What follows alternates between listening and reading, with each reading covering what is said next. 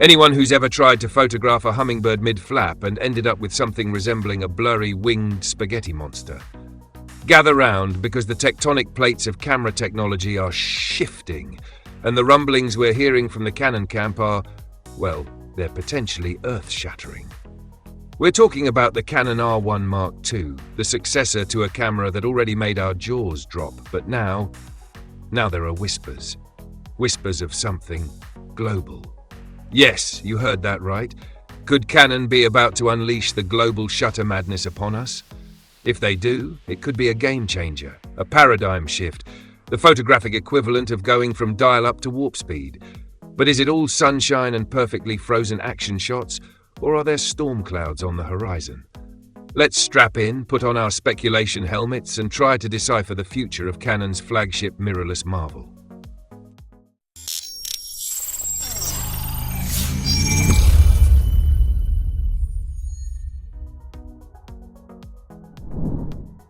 If you've ever tried capturing high-speed action, like a sprinter mid-stride or a bird in flight, and noticed a weird distortion in your shot, that's the rolling shutter effect messing with you.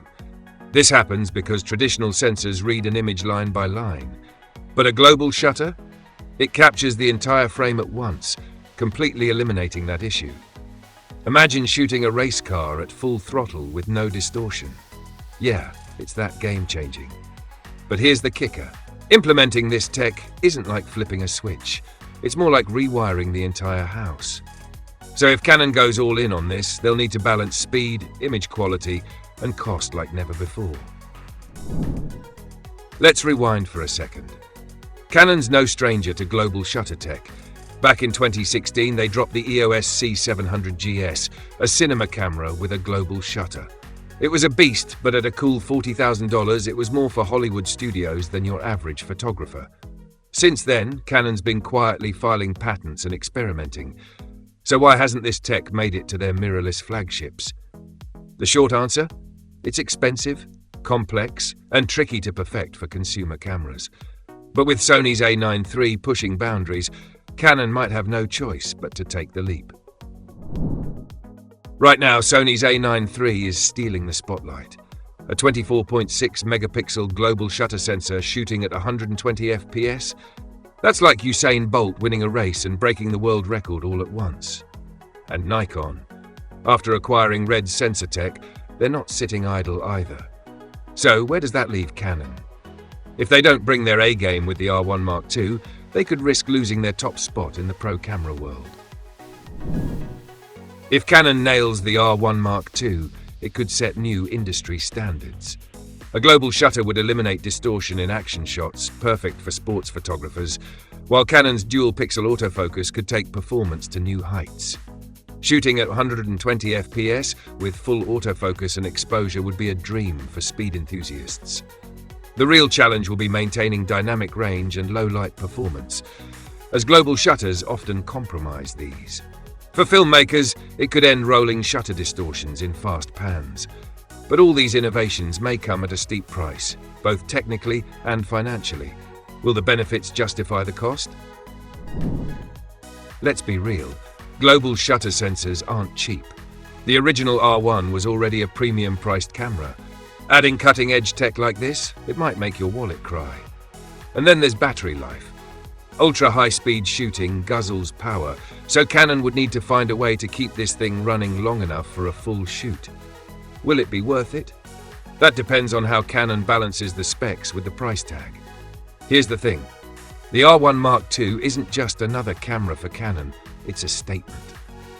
A global shutter would show that they're not just playing catch-up, they're redefining what a flagship mirrorless camera can do. But they're not alone in this race. Sony's charging ahead, Nikon's gearing up, and the camera world is evolving faster than ever.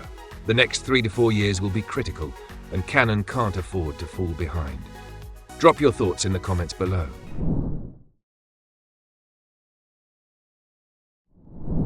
Imagine a camera that doesn't just keep up with the times, but actually changes the game.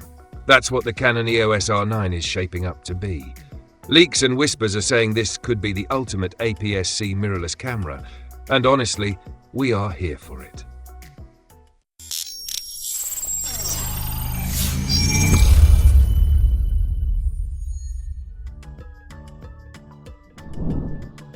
So, what's the deal? Let's break it down. First up, the sensor. We're talking about a rumored 32.5 megapixel APS-C CMOS sensor, same resolution as the R7. But here's the kicker, a brand new image processor. That means cleaner images, more accurate colors, and incredible detail, even in low light. Think about it, capturing a cityscape at night. With an expanded ISO range, you'll be pulling details out of the shadows like never before. And dynamic range? They're saying it's going to be even better than the R7, which is already pretty darn good. That's a game changer for landscape and wedding photographers. Now let's talk about video. 8K at 30 frames per second. Yes, you heard that right. 8K in an APS-C body, that's 4 times the resolution of 4K.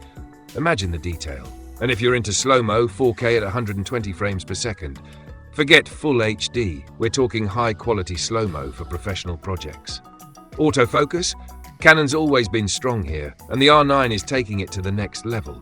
Dual-pixel CMOS autofocus with AI-powered subject tracking. We're talking advanced recognition for animals, vehicles, even faces. That's a huge advantage for tracking moving subjects. For vloggers and run-and-gun filmmakers, in-body stabilization is crucial. And the R9 is rumored to have refined 5-axis IBIS. Smoother handheld footage even when you're on the move. Imagine walking through a busy market, recording a video, and it looks like it was shot on a gimbal. Durability?